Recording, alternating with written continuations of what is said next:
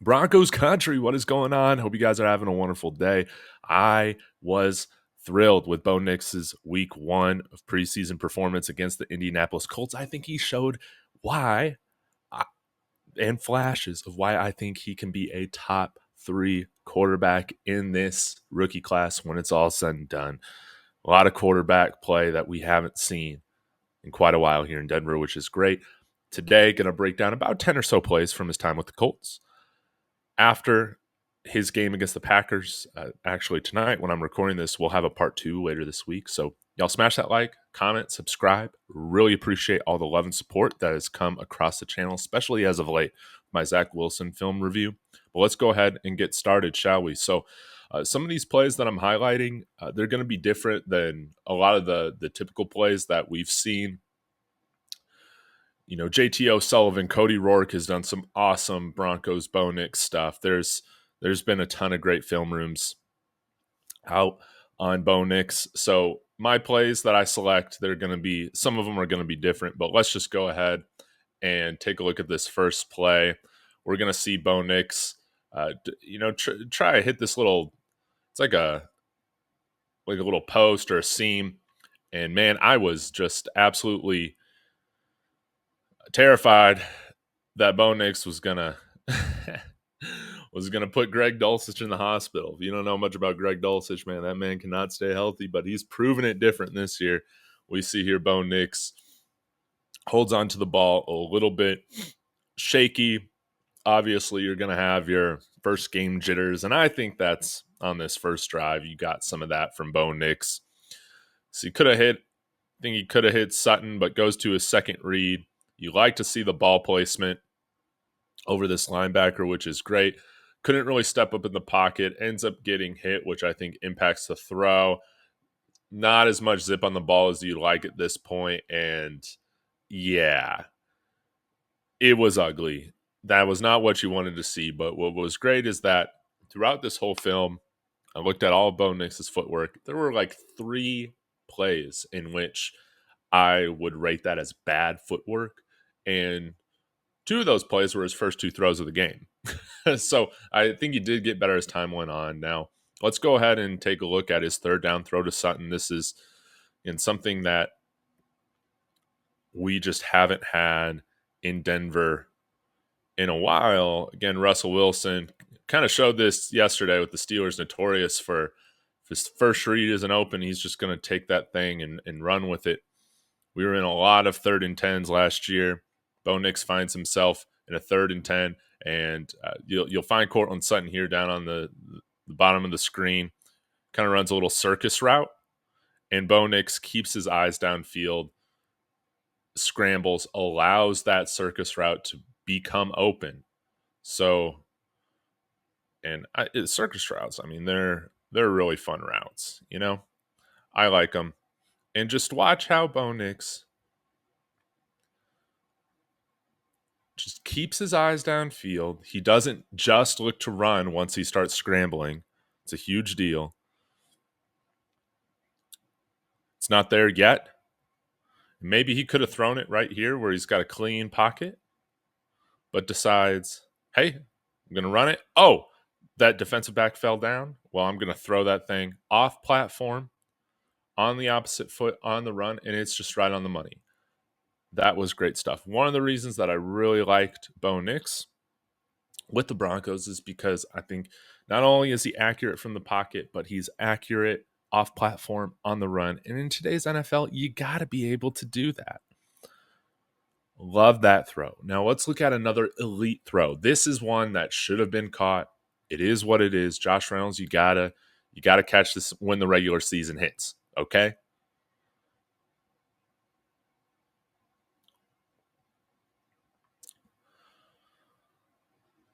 All right, 2nd and 11, ball on the 22-yard line.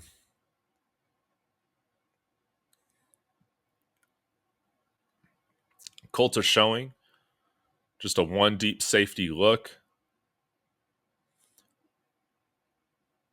We'll just run it through and then I'll through. Oh, man, that was just a beautiful ball. It was wonderfully thrown. This was a great read. And this is one thing that I really like about Bo Nix. As a rookie quarterback, he can come in here and he has a very clear idea from the get-go of if the defense is showing X, he's able to do Y, right? So you got this safety back here that's kind of covering anything deep, and you got man over here, right? So Bo Nix says, okay, if I'm going to have kind of two vertical routes, boom and boom, this safety isn't going to be able to get over here in time because of this route. So I'm going to have one-on-one coverage with no help. And he places this ball where it should be. This was fantastic placement. Let's go ahead and run this again.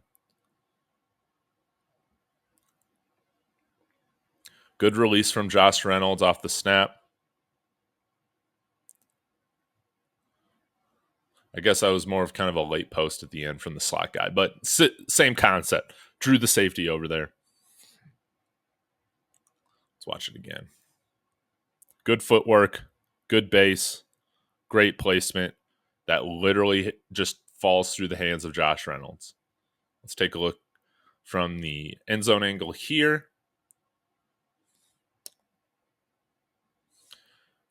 And good footwork, calm feet, in pressure, gets hit, puts it right on the money. Really love that throw. That was one of his best throws of the day. You could argue that it really was his best throw. Let's continue to move on. 23-40, showing his scrambling ability. This was one where I thought he could have hit Vele. All right, 3rd and 4 here. Let's take a look at this. So you got little Jordan Humphrey down there next to Greg Dulcich. And I think JT O'Sullivan showed this, but you have this wide receiver. I can't remember his name right now.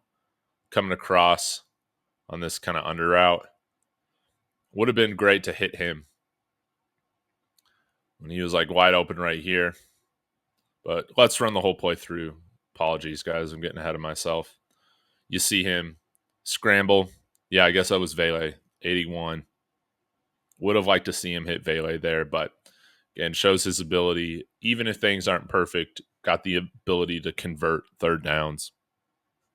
I think you'll see this underneath route. See Vele available. Right here, you got a wide open window. Boom, boom. Got to hit Vele right there. So I'd probably count that as a misread, but one thing that I think, again, is very important is that when things aren't perfect, you're still able to make a positive play. Love that. Okay, now let's take another look at what I would consider like a Taysom Hill type of play. Something that we can do much more often now with Bo Nix is compared to some of our other quarterbacks. Little read option. Bo Nix reads that this edge defender right here, this is just the read key right here, is this guy. If he crashes in, then you take it. If he stays on the outside for contain, you give it to the running back, and he goes like that. But Bo Nix obviously takes this for a wonderful gain. No longer will Sean Payton have to just sub out somebody like Drew Brees in order to get an athlete at the quarterback position that can execute these things. Good block there from Atkins. 1st down. So you can kind of give some Drew Brees plays to Bo Nix as well as some Taysom Hill type plays, which I always think is really fun. Let's take a look at this quick out that I thought was a really nice throw.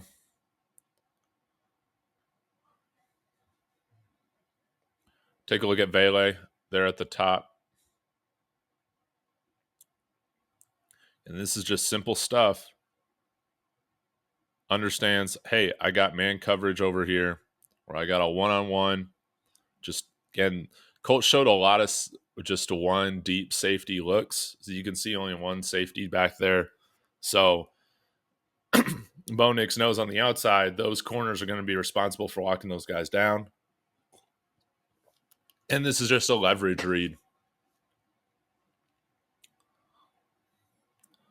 Might even be a little bit of an RPO action here.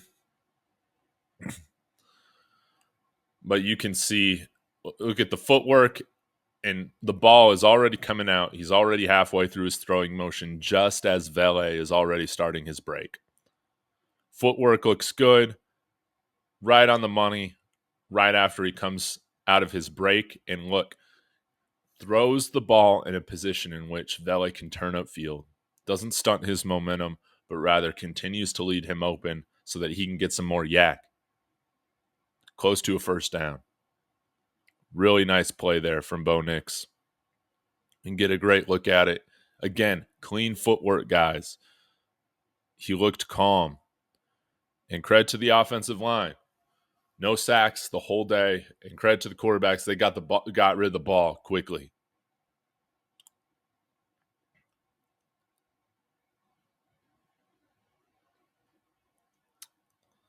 Love that.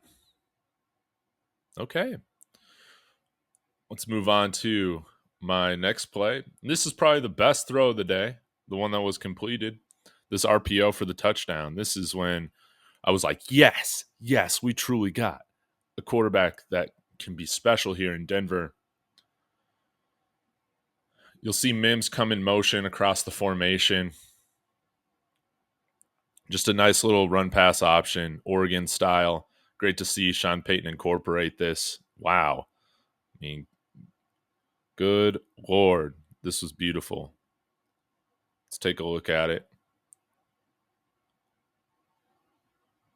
Simple play. Great zip, great accuracy in the flat.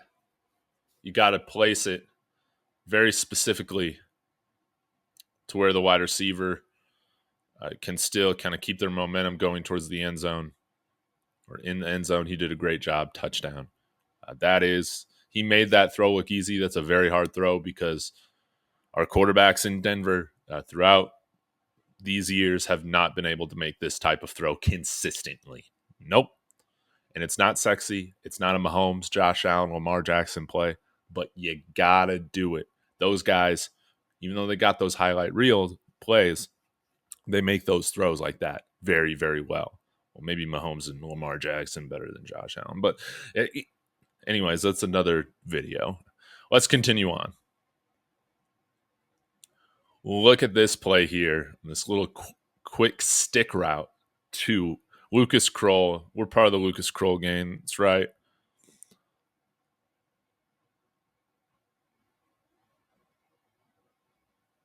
$33.20, my bad.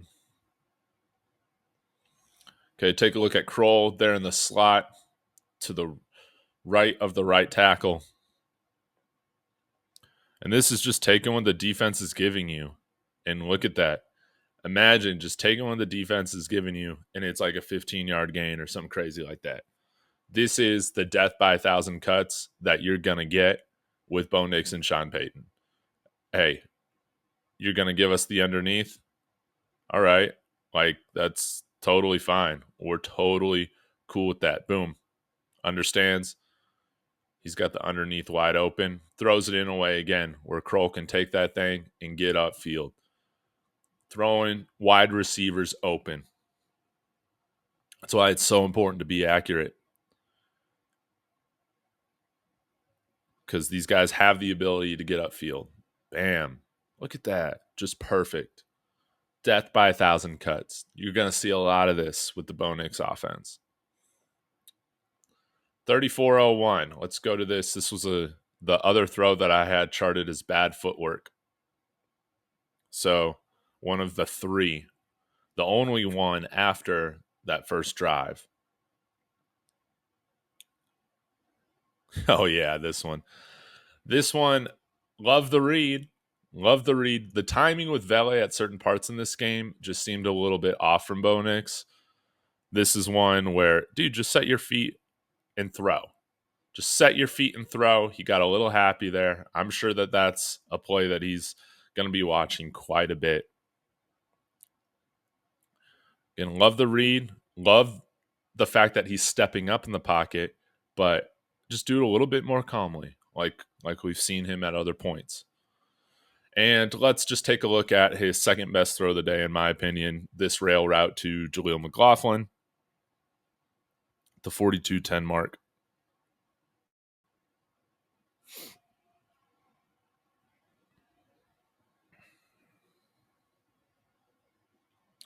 So I think JT O'Sullivan might have covered this one as well.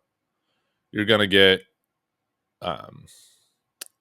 you're going to kind of get a little pick route from Vele, if I remember this correctly, which will open up this rail across the left side of the field. And just look at the ball placement from Bo Nix. Good footwork.